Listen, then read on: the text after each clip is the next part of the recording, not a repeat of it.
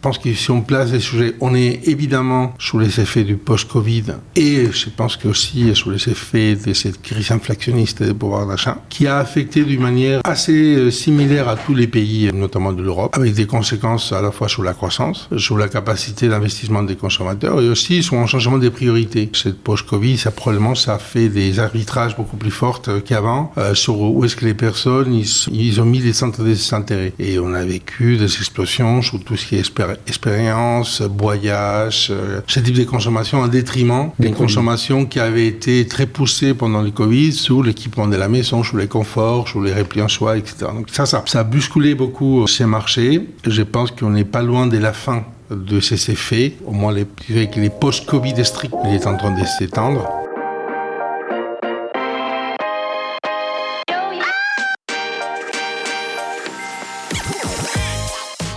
Bonjour et bienvenue parmi les Digital Doers, le podcast qui donne la parole aux décideurs de l'écosystème retail et e-commerce. Depuis 2020, avec mon partenaire, l'événement One-to-One Retail e-commerce qui se tient en mars à Monaco, nous tâchons de vous faire partager les visions et les retours d'expérience des leaders de notre secteur.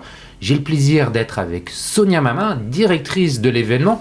Alors bonjour Sonia, peux-tu nous présenter le One-to-One en quelques mots ? Bonjour Cyril. Le One-to-One Retail e-commerce réunit depuis 2011 la communauté des décideurs de l'écosystème à Monaco pendant 3 jours et à huis clos. Le concept est simple, ce sont des rendez-vous business entre prestataires de solutions et les C-level, agrémenté de moments de networking. Effectivement, le one-to-one est réellement un rendez-vous incontournable. C'est également des keynotes et des conférences d'exception. Effectivement, nous avons beaucoup de contenu de grande qualité avec des intervenants triés sur le volet pour aborder des sujets d'actualité, donner de l'inspiration et partager des retours d'expérience. Merci Sonia pour cette rapide présentation. Pour en savoir plus, comment doit-on faire ? C'est ultra simple. Vous allez directement sur le site internet du One-to-One Monaco où vous suivez notre page LinkedIn pour en savoir plus. Merci Sonia, à très bientôt à Monaco et d'ici là en audio, toujours sans coupure. Bienvenue dans cet épisode très spécial de notre podcast, le numéro 200. Et pour marquer cet événement, nous avons l'honneur d'accueillir Enrique Martinez, le CEO de Fnac Darty. Tout le monde connaît cet acteur incontournable de la distribution spécialisée en France et en Europe. Il est donc plus nécessaire de vraiment le présenter. Pur produit maison, Enrique y est entré en 1998 et à la tête du groupe depuis 2017. Notre invité a su guider Fnac Darty dans une période de transformation majeure pour le secteur face à une digitalisation accélérée et une mutation des habitudes de consommation. Sous sa direction, le groupe a réussi à concilier l'héritage historique de 2 marques fortes avec une stratégie résolument tournée vers l'innovation et le service. Avec plus de 1000 magasins répartis dans plusieurs pays, Fnac Darty est aujourd'hui un leader du secteur, proposant une offre riche et variée, allant de produits culturels aux équipements électroménagers, en passant par une gamme de services à forte valeur ajoutée. Dans cet épisode, nous aurons l'occasion de revenir sur plusieurs sujets clés avec Enrique. Comme à notre habitude, nous commencerons par aborder le sujet du marché. Nous nous pencherons sur son analyse en explorant l'évolution de l'offre et de la demande des consommateurs, ainsi que l'environnement concurrentiel. Ensuite, nous discuterons de la proposition de valeur du groupe et de la stratégie adoptée pour adresser ces différents marchés et planifier son développement futur. Enfin, nous nous concentrerons sur la question de la relation avec le consommateur en évoquant la gestion de la data, le CRM, l'acquisition, la fidélisation, qui n'a jamais eu sa carte Fnac, et la manière dont Fnac Darty se distingue en matière de relations clients. Mais avant de commencer, Enrique, pourrais-tu te présenter en quelques mots ? Bien sûr, mais bonjour et merci de m'avoir invité à cet anniversaire. Je vous félicite déjà parce que 200 émissions, ça prouve bien l'intérêt et la qualité de vos podcasts. Donc, très ravi de participer aujourd'hui. Tu as déjà dit un mot, je suis Enrique Martinez, je suis dans les groupes Fnac Darty depuis 1998, je suis espagnol. J'ai plus que 50 ans et j'ai plus que 3 enfants, j'ai 4. Et je suis pur je dirais, pur objet commerce. J'ai mis toute ma Mais carrière. ça veut dire que tu as fait des études de commerce. J'ai fait des études de commerce, j'ai rentré dans les commerces. Tu étais espagnol, donc tu es espagnol, mais tu viens d'où? d'Espagne? Je suis espagnol de Valence. De Valence. J'ai fait ma carrière en deux groupes, un groupe de retail spécialisé jouets qui s'appelait Toys R Us, tout au début de ma carrière, et puis la Fnac en 98, où j'ai été contacté pour lancer l'activité au Portugal. En 98, les groupes venaient d'arriver. Quel âge? J'avais 27 ans. À 27 ans, tu lances un pays?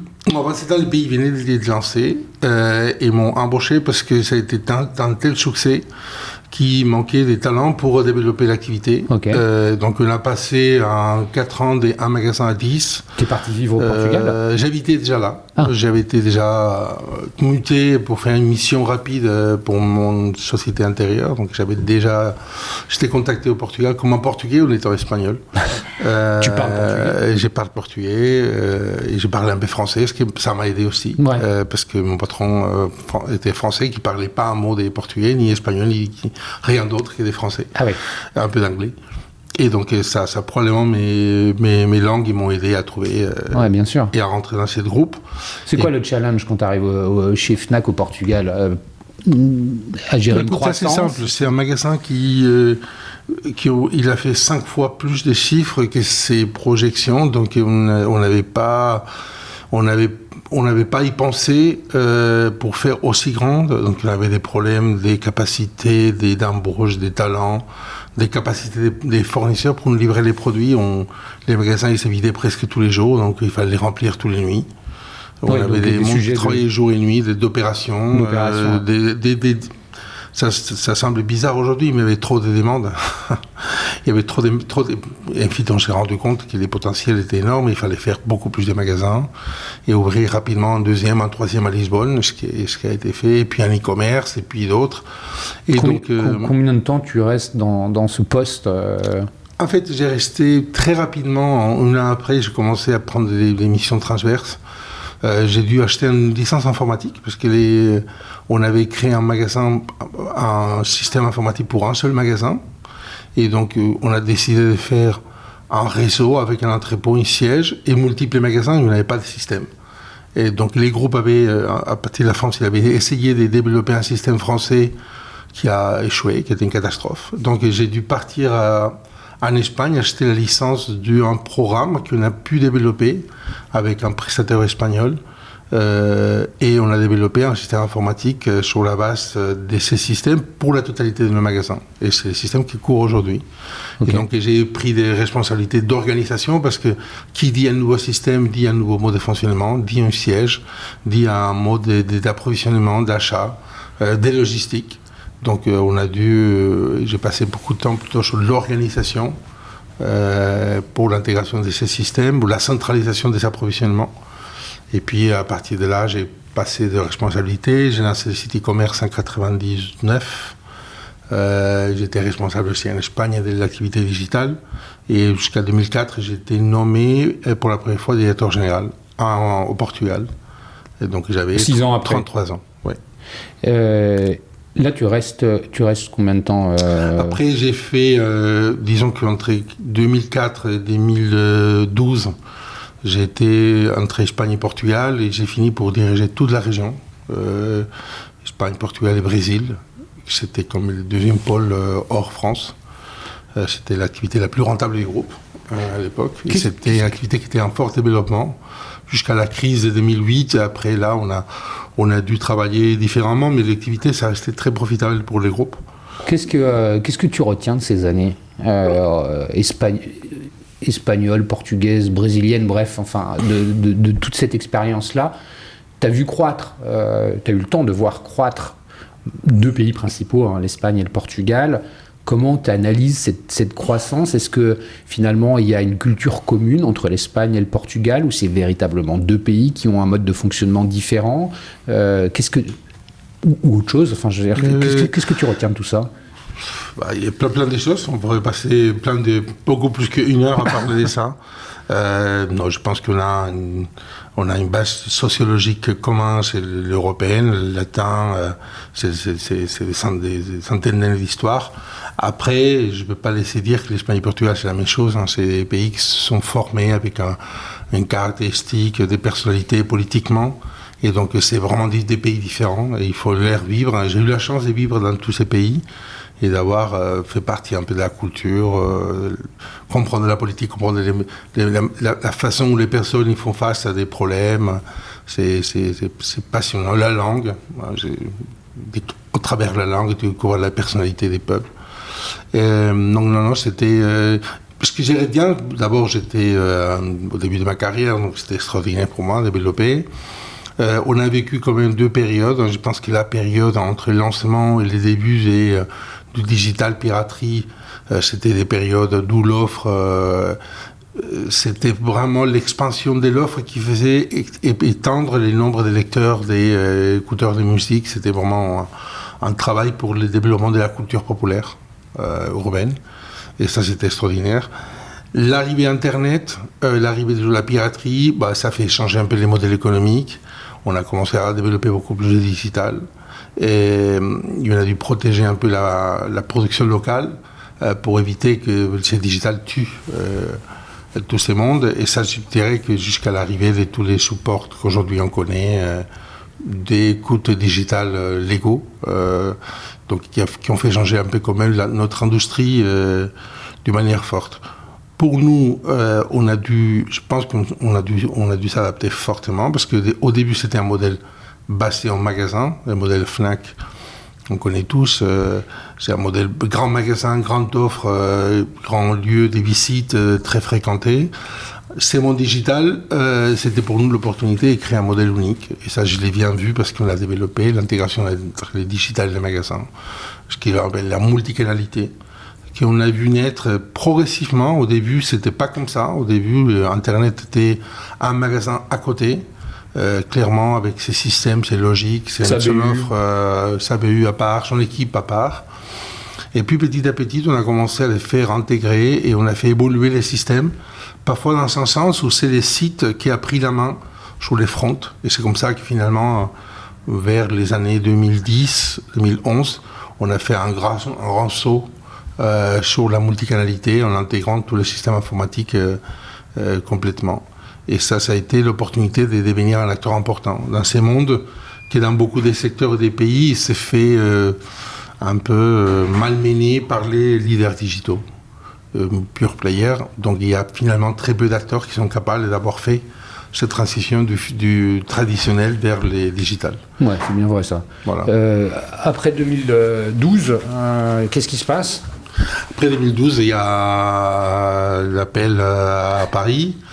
Et donc les groupes venaient de faire en 2011 une année un peu compliquée. On était encore à l'intérieur du groupe PPR, donc qui est RIN aujourd'hui, qui était en train de passer la main sur les retail pour aller vers les luxe.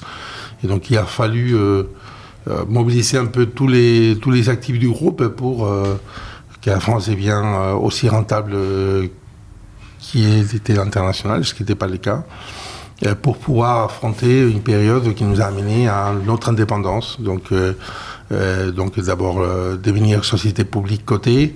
Ça a été en 2013. Donc pour ça, il fallait même montrer que la Fnac était capable d'absorber ces chocs du digital qui s'accélérait à cette époque, travailler ses coûts et devenir à nouveau attractive, avec un bon niveau de satisfaction pour les clients, avec une offre digitale performante. Et voilà, c'était un défi. J'étais assez engagé. Parce que quelle est la lettre de mission qui est la tienne quand tu arrives La mission, c'est il fallait vraiment retrouver l'attractivité, à la fois sur la top line, mais aussi travailler beaucoup sur les coûts et l'exécution. Et ton périmètre, c'était Franco-France ? Mais mon périmètre, c'était toute la France. Toute la France. Et la Belgique et la Suisse. Donc, okay. Tous les pays que je n'avais pas eu jusqu'à là. Évidemment, je me suis installé à Paris. Et de là, on a mené avec l'équipe un projet de transformation profonde, à la fois sur la satisfaction client, sur l'exécution, sur les retail, sur les commerces, sur gagner l'attractivité de nos offres et rendre les e-commerce attractifs tout en étant rentables. Et puis à travailler beaucoup les coûts, parce qu'évidemment on se faisait challenger beaucoup par des acteurs qui étaient pas rentables mais avaient des propositions des prix. Ça veut dire quoi ? Il y a une forte concentration sur le contrôle de gestion, C'est vraiment travailler les modes de fonctionnement pour être beaucoup plus efficace, beaucoup plus lean et pouvoir réinvestir dans la transformation digitale du groupe avec des moyens qu'il fallait dégager. Donc il y a un très peu de temps, on a réduit plus de 20% la base de coûts du groupe tout en augmentant la satisfaction des clients. Donc là, je pense que c'était des années assez performantes et assez fondatrices de ce que les groupes ont pu faire après. Parce que sans ça, on aurait eu beaucoup de mal à dégager des moyens pour nous transformer, pour faire l'acquisition des Darty après, pour continuer à faire la croissance, pour subsister au Covid. Donc je pense que ça a été essentiel avoir fait ces passages qui a donné la confiance aussi à la communauté financière, parce que depuis, on est coté. Et donc il faut à chaque trimestre démontrer qu'on est toujours capable de faire la performance à court et à moyen terme. Et donc je pense que ça, c'était une base qui nous sert encore aujourd'hui. Darty a été racheté en quelle année ? Darty a été acheté en 2016. Quel a été le rôle que tu as joué là-dedans et qu'est-ce que tu as retenu de cet épisode qui a défrayé la chronique économique française pendant quelque temps ? Moi, j'étais le directeur général pour la Fnac France et j'étais dans l'équipe Fnac, on a acheté Darty. Ma responsabilité a été, pendant l'opération, j'étais en charge du chiffrage et de l'exécution de toutes les synergies qui ont été très importantes, autour des 130 millions d'euros, à exécuter en 3 ans maximum. Il faut savoir que cette opération, c'est une opération qui était au marché, avec une prime importante. Donc il fallait être capable de démontrer ces synergies pour justifier les prix qu'on avait pris dans les marchés, qu'on a fait, et que je pense qu'on montrait la capacité de création de valeur, des opportunités, des croissances comme cela. Et puis en même temps, j'étais responsable de la mise en place de les structures France. Donc on a décidé très vite de réunifier les équipes, de travailler les synergies. Ça a eu aussi comme conséquence de restructurer les filiales logistiques, services après-vente, commerce, etc. Donc voilà, mon travail qui était vraiment passionnant, c'est comment on fait travailler des entités qui ont été indépendants et parfois concurrents et parfois l'un contre l'autre dans les marchés, de les faire converger sur quelque chose qui permettrait de délivrer ces synergies, et créer quelque chose qui fonctionne, et en même temps garder l'identité des marques pour qu'elles deviennent plus fortes encore. Et donc ça a été, je pense, des moments intellectuellement extrêmement riches pour moi. Comment tu passes ensuite de ce rôle France sur le rôle global qui réunit les deux marques, donc ce groupe, cette entité, Fnac Darty? En fait, on fait ça en étant dans une équipe très courte de gestion. Les sauts d'après, je dirais que ça a ajouté des lumières dans des zones que j'étais un peu moins exposé. Typiquement sur la relation investisseur ou sur la relation dans la communauté financière dans le sens large. J'avais été moins amené, même si quand même j'avais été un peu faisait partie du roadshow les moments de la mise en bourse de la société. Mais c'était clairement des choses qui étaient évidemment moins globalement sur la gouvernance. Mais sur l'activité, sur les business, sur les fondements, sur les projets, sur les pays, je les avais tous faits. Honnêtement, je me sentais pas très étrange et j'ai pu garder un gros nombre de personnes qui étaient dans l'équipe. Et donc la transition pour moi, ça a été assez... je dirais c'est une transition sans douleur ou plutôt dans la joie. C'était des années où j'ai pris les postes en 2017. Nous étions 1 an après l'intégration, donc nous étions avec une dynamique hyper forte d'intégration, de création de synergies. Un marché qui s'est porté plutôt bien, donc c'était 2017, 18, 19, des années assez impressionnantes, de records même, de performance pour le groupe. Je dirais que jusqu'à l'arrivée du Covid, où nous étions vraiment sur la création de quelque chose qui était qui avait prouvé qu'il pouvait délivrer ce qu'on avait promis. Et donc c'était des années incroyables. Après, le Covid est arrivé et comme tout le monde sait, les choses ont pu changer. Bien sûr. Et on va peut-être en parler, puisque finalement, la stratégie de Fnac et la stratégie de Darty aujourd'hui doit se construire aussi sur les conséquences de ce qui a été vécu pendant le Covid. Ouais. En plus des transformations de consommation, on va revenir dessus. Mais avant qu'on aille plus loin et qu'on parle du marché, justement, comme je le disais en introduction, je l'ai sous la main. Tu as écrit un livre il y a très peu de temps. Et si on consommait mieux? Est-ce que tu veux en parler et nous le présenter? Oui, ce livre, on l'a lancé cette année, au printemps. C'était l'opportunité pour moi de prendre la parole sur un sujet pour lequel autant moi et les groupes, on s'est fortement investi. C'est un groupe un livre en 2 mots qui parle de comment nous, en tant qu'acteurs du commerce, nous pouvons être un vecteur positif de la transformation sociétale. À une consommation plus raisonnée et raisonnable, en faisant compatible vivre bien, vivre avec les conforts, vivre avec la technologie à l'info, avec un impact sur l'écologie les moindres possibles. Donc ça, c'était ouvrir une 3e voie entre la consommation, la déconsommation et quelque chose de plus raisonné. Et on a décidé de prendre la parole, écrire ces livres et pouvoir porter ces messages d'engagement que les groupes portent au quotidien. Et donc c'était un exercice extrêmement riche.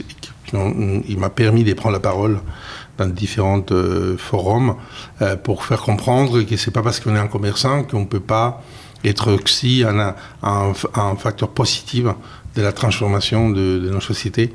Et il nous les faut parce que même s'il y a encore des personnes qui sont sceptiques sur les effets négatifs de la transition écologique, je pense qu'aujourd'hui c'est dur de dire que les choses vont bien dans ces sens-là.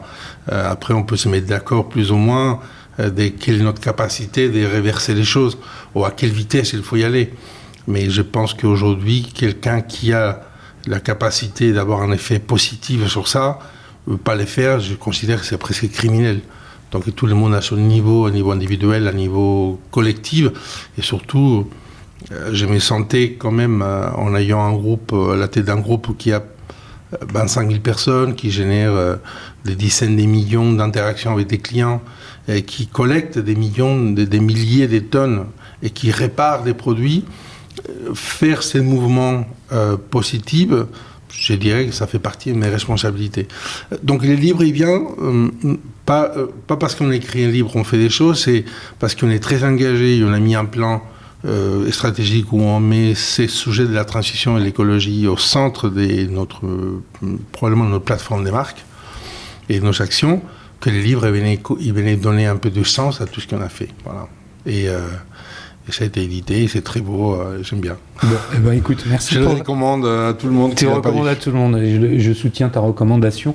Merci Enrique pour cette présentation assez dense et riche en informations.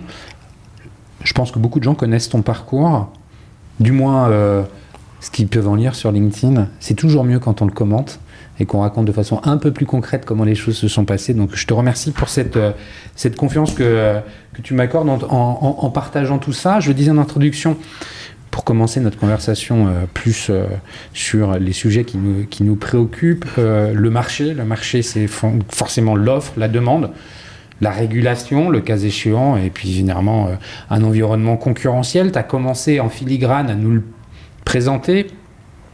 Cet environnement, il change. Comment toi tu l'analyses, ce marché ?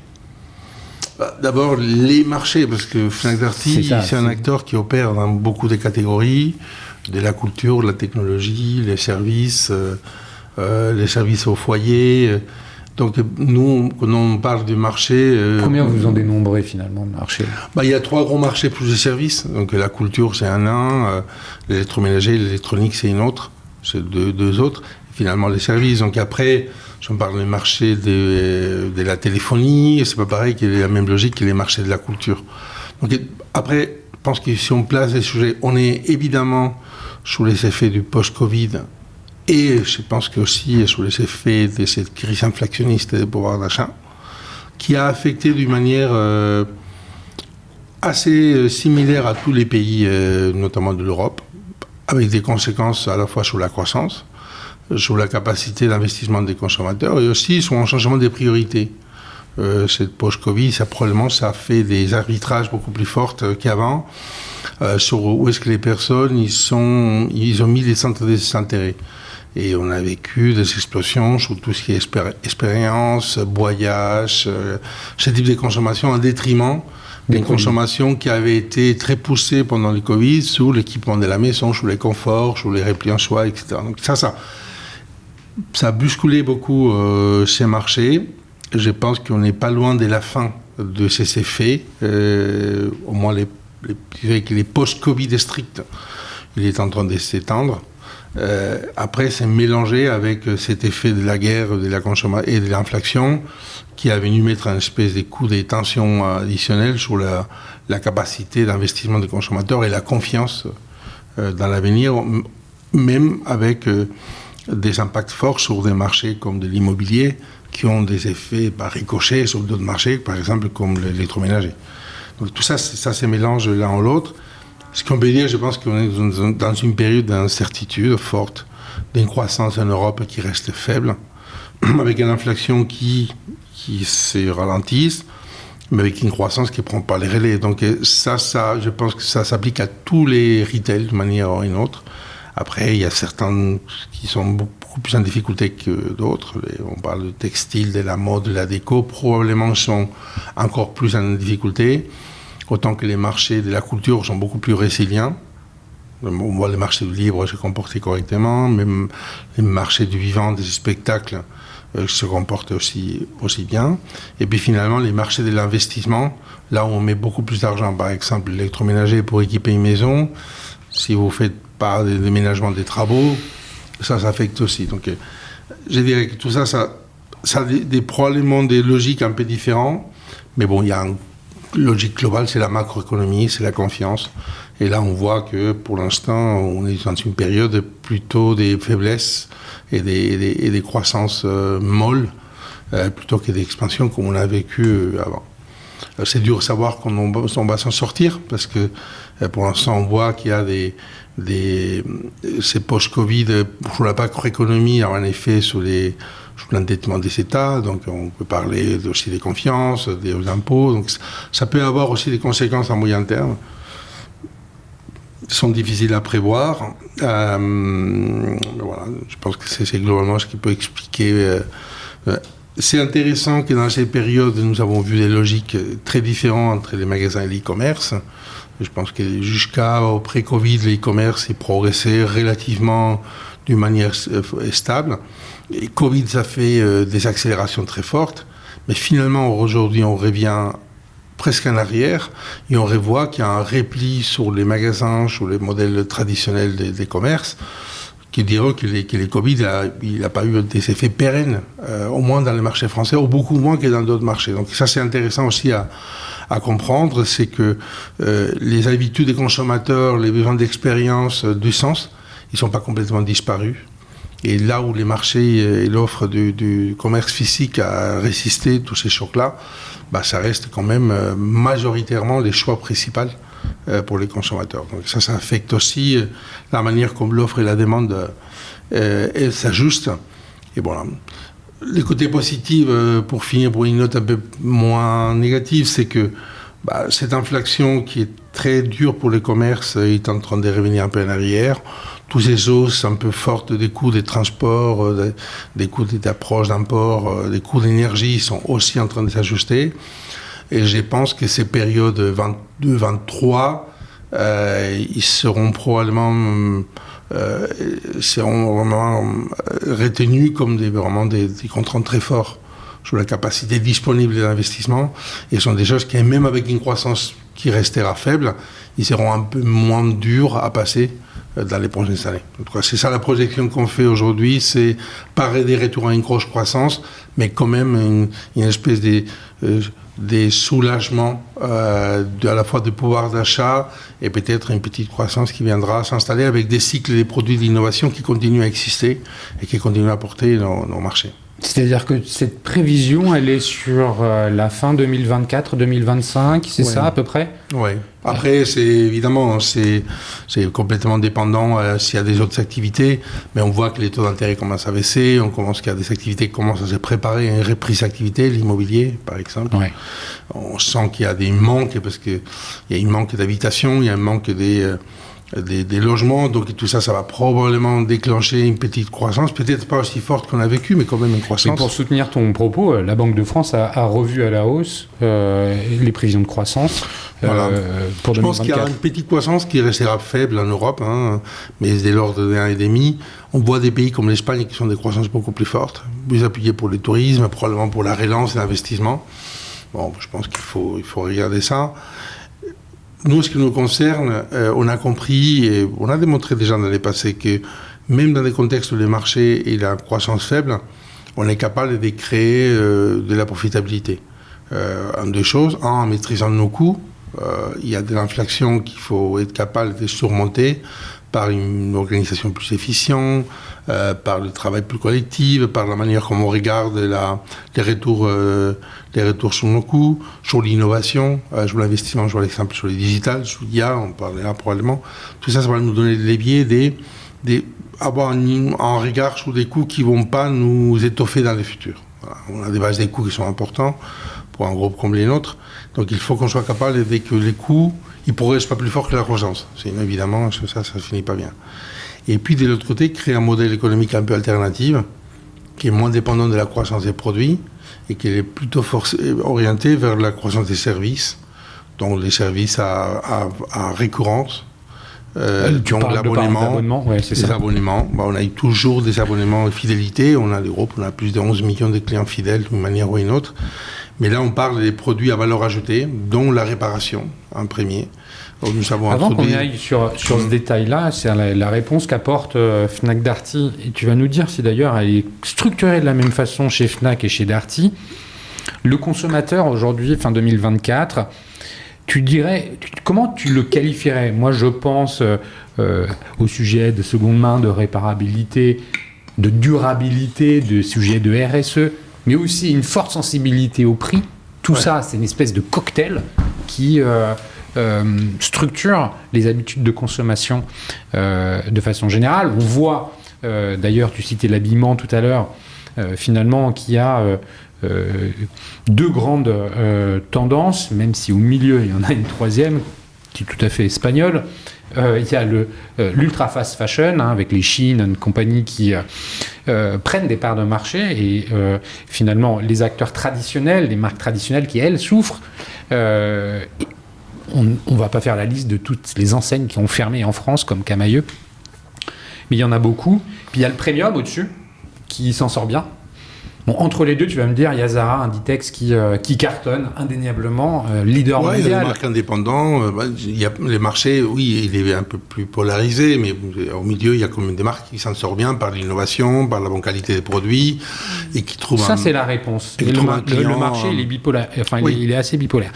Dans, finalement, les métiers qui sont les vôtres, parce qu'on peut parler de différents métiers, même si vous êtes un distributeur, il y a différentes façons de distribuer. Comment c'est perçu ça, cette diversité de comportements ? Je le disais donc, une sensibilité à la seconde main, à la durabilité, mais en même temps une forte sensibilité au prix.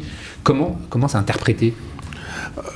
Je pense que le consommateur soit complexe, c'est pas nouveau. Le consommateur, c'est quelqu'un qui cherche à satisfaire ses besoins, à s'épanouir. Et la question du pouvoir d'achat et des regards au prix, elle n'est pas nouvelle non plus. Dès lors qu'on peut se comparer, ces questions, ça devient beaucoup plus fortes. Et aujourd'hui, le consommateur, il est capable de se comparer avec son téléphone totalement. Et il n'est pas prêt à payer beaucoup plus de ce qu'il pense qu'il doit payer. Donc ça, c'est, pour moi, et ce n'est pas une question seulement des pouvoirs d'achat. Même les personnes qui ont beaucoup de pouvoir d'achat, la comparaison des prix, la sensibilité au prix, il reste important. Ce qu'il y a aujourd'hui, c'est que grâce à la technologie, grâce à l'e-commerce, grâce à toutes ces plateformes, on rend disponible des habitudes qui avant étaient beaucoup plus confidentielles. La revente des produits, je dirais que ça a toujours existé. La Fnac a inventé dans les années 80 un rayon dans les magasins qui s'appelait Deuxième Déclic, où les clients ils venaient vendre ces caméras photo pour acheter une nouvelle caméra photo. Bien, ouais. On avait des rayons, on avait tout un système où les personnes, pas que les professionnels, ils avaient envie de s'acheter une nouvelle, mais c'est quand même dommage que ma caméra, je la mets dans les tiroirs, on va faire ça. Et on l'a fait d'une manière, je dirais, dans les magasins, et ça fonctionnait très bien. Les livres, la culture d'occasion a toujours existé. À Paris, on a combien de boutiques qui vendent des produits depuis toujours. Les livres ont toujours eu un petit marché.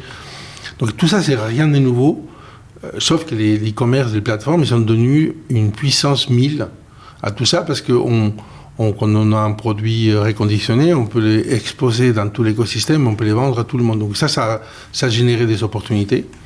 Et ça a rendu à beaucoup plus de personnes intéressées parce qu'il y a un intérêt économique. Et en même temps, on peut se faire la bonne conscience écologique. Au lieu que jeter un produit, les revendre, c'est bien pour ma poche, c'est bien pour la planète. Quoique, avant, on pourrait donner ces produits aussi. Donc, tout ça a venu bousculer un peu ces mondes de l'économie sociale. Et je pense que pour un groupe comme les nôtres, l'intérêt, c'est tout à fait normal. Aujourd'hui, on va faire autour de 200 millions d'euros de chiffre d'affaires sur les produits reconditionnés,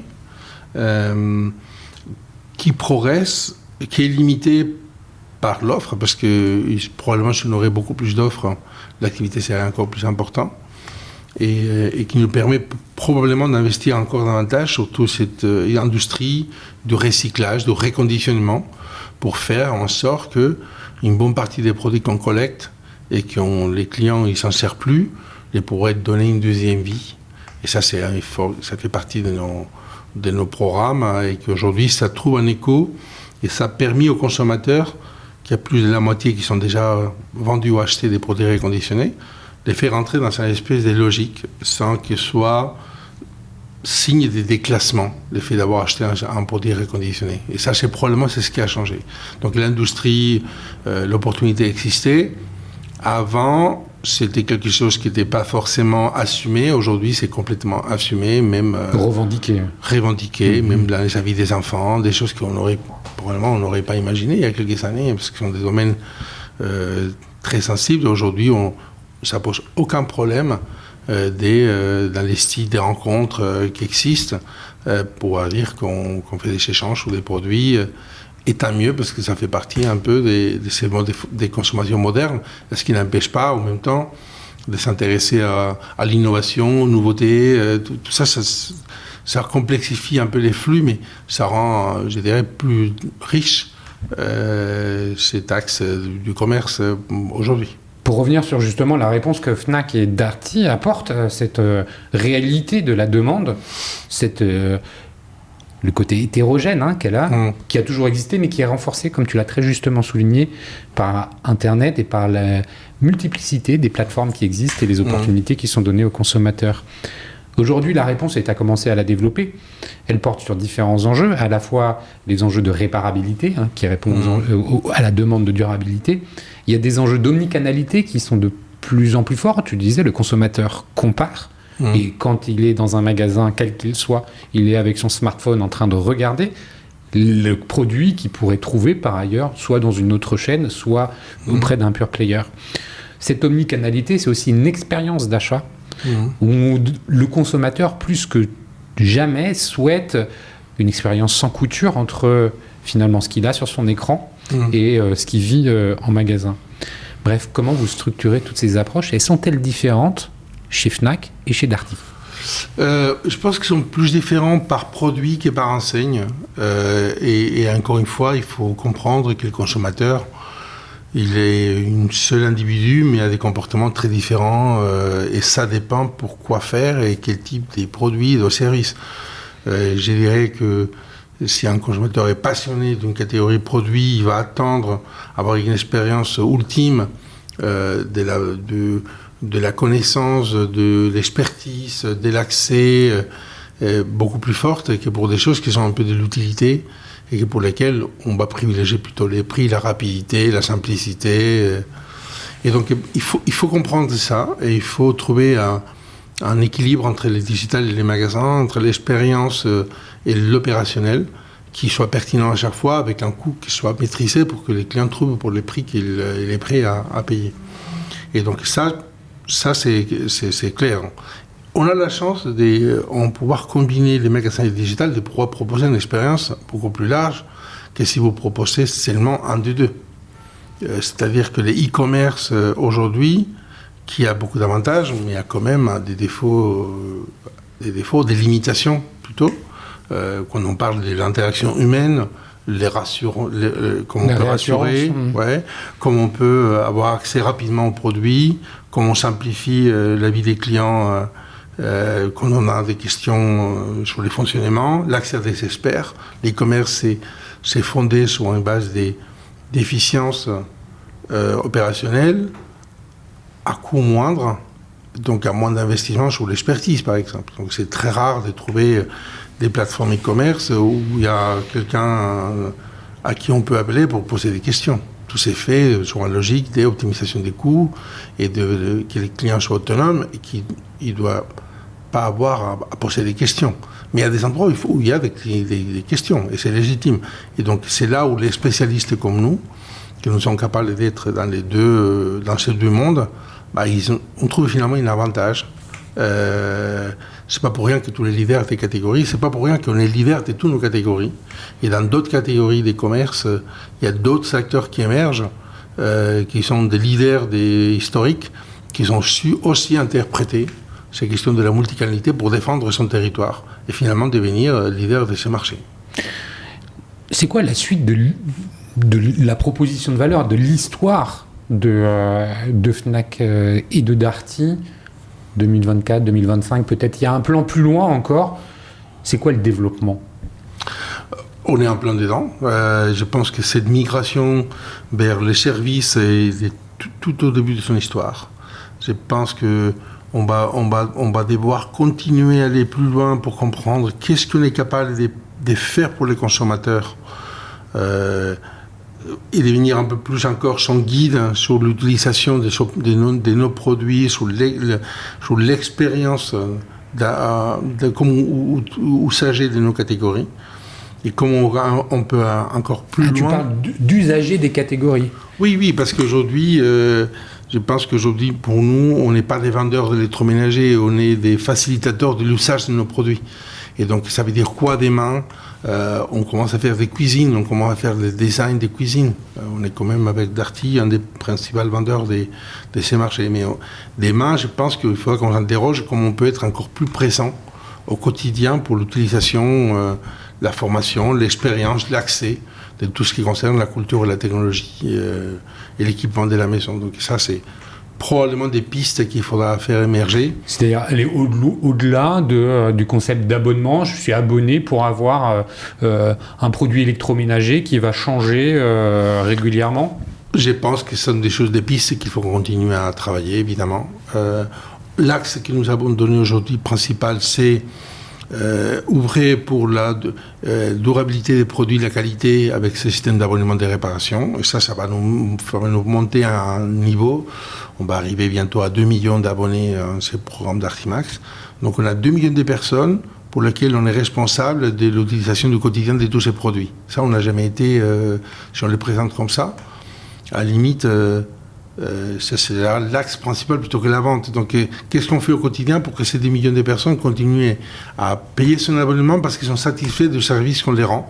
Et ça, il faudra qu'est-ce qu'on est en train de faire ? On change complètement l'axe comme on regarde, la manière comme on regarde nos projets, nos opportunités de croissance. La diversification, ça veut dire quoi dans le monde des services plutôt que dans le monde des produits. Je pense que ça c'est passionnant. Ça vient dans la continuité du plan d'aujourd'hui et probablement avec quelques ruptures sur la manière comment on propose. C'est un peu des mystères pour le futur, mais je pense qu'il faut si on y va au bout de ces logiques, il faudra que la transformation devienne pour que finalement Fnac Darty soit considéré plutôt comme un acteur de services qui a des magasins plutôt qu'un magasin qui fait des services. Intéressant, justement, à propos de magasins, c'est quoi est-ce qu'il y a un plan de développement? Est-ce qu'il faut revoir l'expérience à l'intérieur des magasins? Est-ce qu'il faut déployer plus de points de vente? Est-ce qu'il faut intégrer, je sais pas, des corners, des pop-up à l'intérieur des magasins, faire des partenariats avec d'autres enseignes? Bref, c'est quoi le futur des points de vente? Déjà, les magasins, ils jouent un rôle clé, plus que jamais, parce que quand on regarde la proposition des valeurs des magasins, il y a évidemment une question transactionnelle, parce que les magasins sont des centres des coûts, il faut qu'il y ait des centres des profits. Mais quand on regarde dans cette interaction magasin digital, les magasins, ils sont aussi une espèce de guichet du e-commerce. Bien sûr. Dans les deux sens. Et des pertinences et des crédibilités pour l'e-commerce. Donc, il faut qu'on revoie le modèle économique des magasins pour comprendre les rôles qu'ils jouent dans l'écosystème global. Aujourd'hui, nous avons une parc de plus de 1000 magasins, donc la densité commence à être assez importante. Qui est réparti dans combien de pays? 7, 8? Oui, dans les pays autour de nous, plus des franchisés.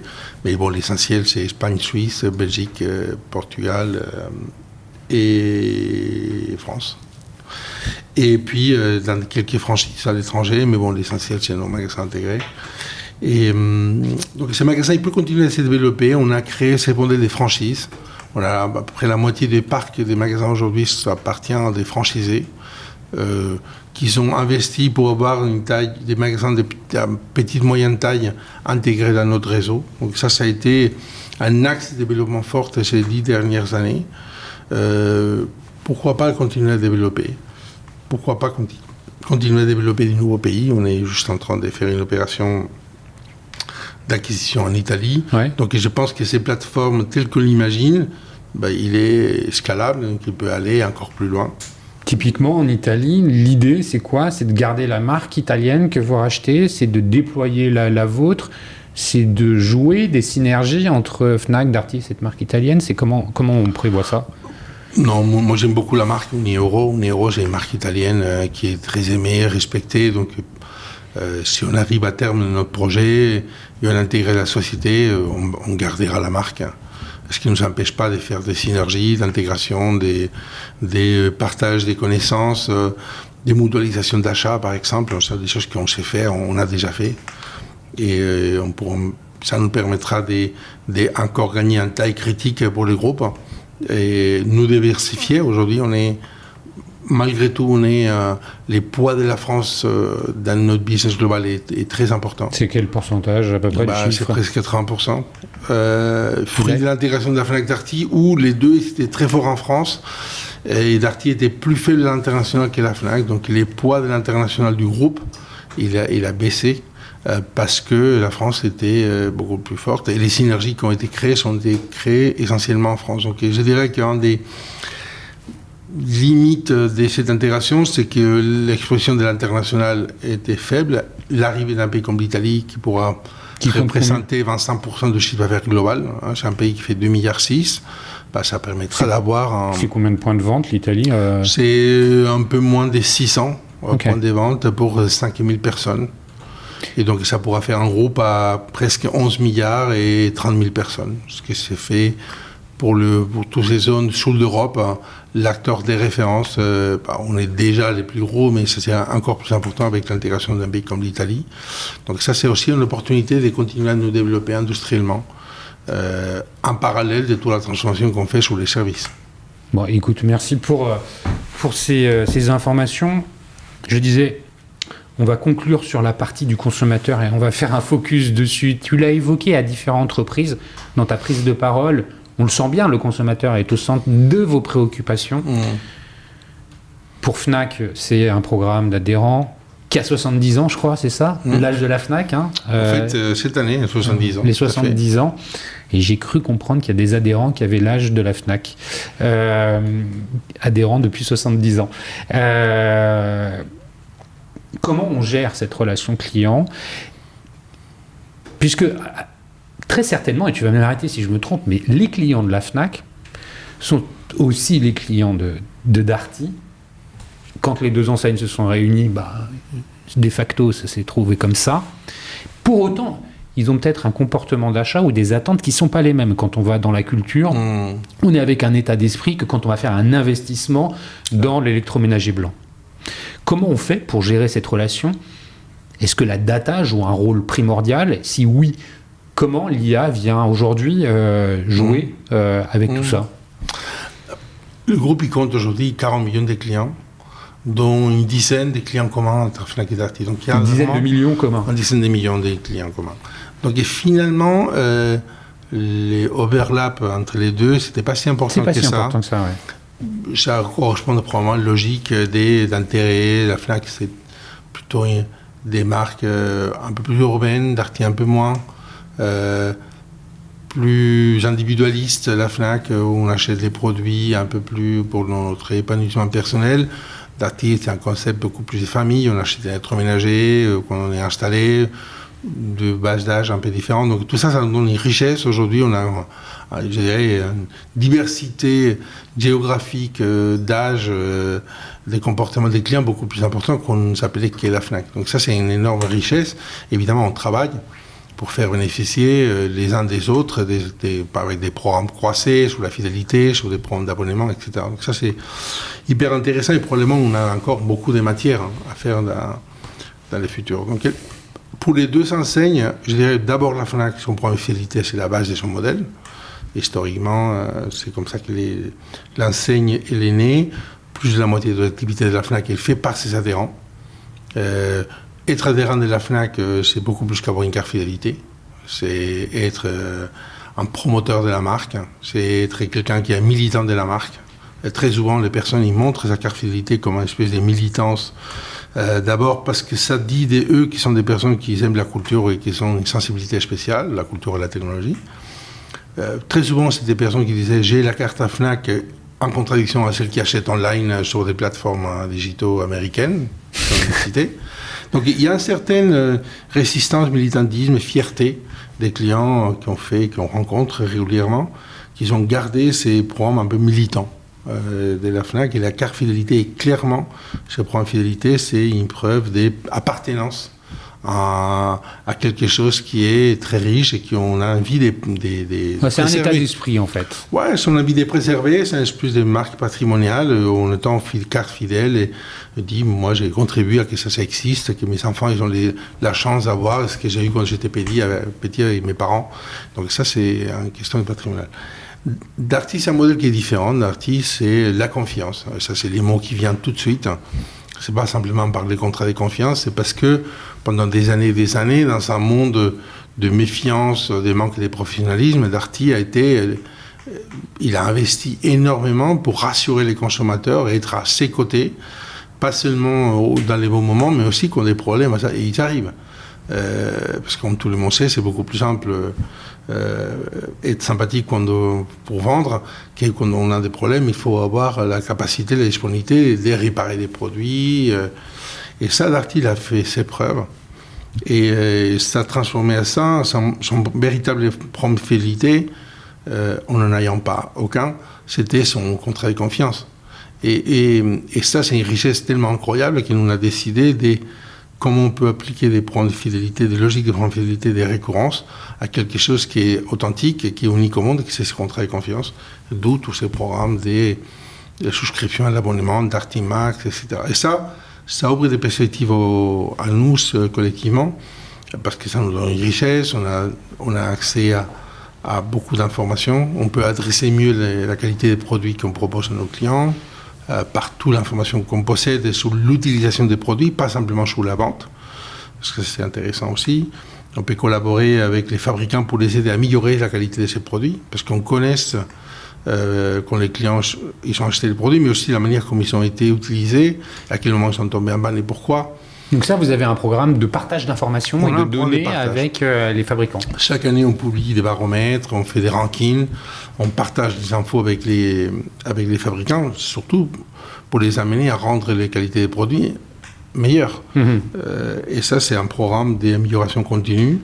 Je pense qu'il est assez unique au monde. Je pense que notre baromètre de SAV qu'on publie à chaque année, c'est quelque chose qui donne qui donne envie aux marques de s'améliorer, parce que personne, quand vous êtes une marque mondiale, vous n'avez pas envie de ne pas être dans les top 3 d'un ranking si important comme les nôtres, et qui donne une espèce de température, de thermomètre de comment l'industrie s'améliore à chaque année pour rendre ses produits de meilleure qualité. Donc ça, c'est des choses je dirais que c'est à la fois de nos responsabilités, mais la chance que nous avons de posséder toute cette richesse, à la fois les clients et les données, pour pouvoir les exploiter au mieux pour nous, pour améliorer la performance de nos opérations. Il y a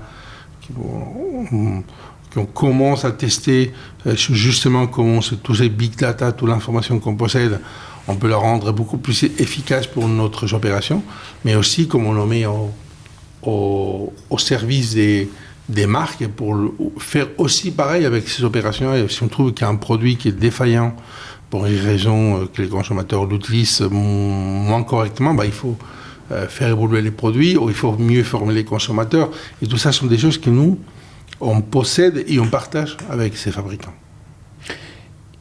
Et tu parlais de fidélité. On le sait tous, à quel point c'est important. À quel point l'enseigne Fnac, et puis dans sa façon Darty, le revendique. Quid de l'acquisition ? On a toujours besoin d'aller chercher des clients. Bien sûr, la fidélité, c'est primordial, d'autant que les coûts d'acquisition sont élevés. Sur l'acquisition, en dehors des canaux d'acquisition traditionnels, je pense que vous les utilisez tous, il y a quelque chose d'autre, il y a une façon de communiquer, une prise de parole qui est différente pour convaincre. Aujourd'hui, ce qui est arrivé avec l'arrivée du digital, le digital s'est installé et ça fait une espèce des filtres et entre les consommateurs et toi sur l'accès au digital. J'étais dans des chiffres. Je pense qu'aujourd'hui, les clients qui consultent des produits, ils passent par un portail comme Google à plus de 90%. Donc il y a une espèce de filtres uniques pour entrer à tous les sites e-commerce. Les marques comme nous, que nous avons des programmes de fidélité importants, des clients très récurrents, on a la chance encore d'avoir un peu de trafic direct, mais sinon tout le reste, ça fait par ces canaux-là. Donc et même si tu as beaucoup de clients fidèles, tu es obligé d'avoir une performance sur l'acquisition client sur les mondes digital. Et ça s'est fait d'une manière sur la gestion de ton trafic organique, mais un trafic organique qui est en train de se transformer à presque payante à chaque fois. Donc et ça oblige à tout le monde, même à toutes les marques, d'être très fort sur l'acquisition de trafic au quotidien à travers ces plateformes. Qui dit plateforme dit aussi social media. Aujourd'hui, les social media influencent la manière comme on rencontre nos histoires. On a des sites comme l'Éclaireur qui fait plusieurs millions de visiteurs uniques et qui pousse des contenus digitaux et culturels et technologiques.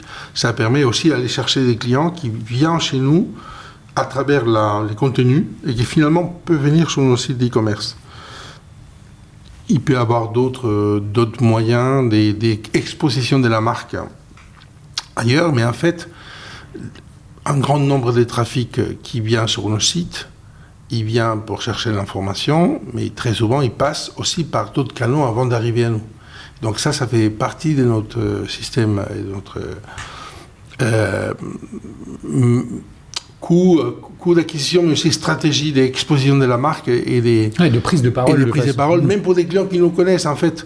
Même les clients qui te connaissent... Mais tout le monde connaît les marques. Tout le monde connaît. Et il y a des catégories pour lesquelles les points d'accès, c'est d'abord nous avant d'aller.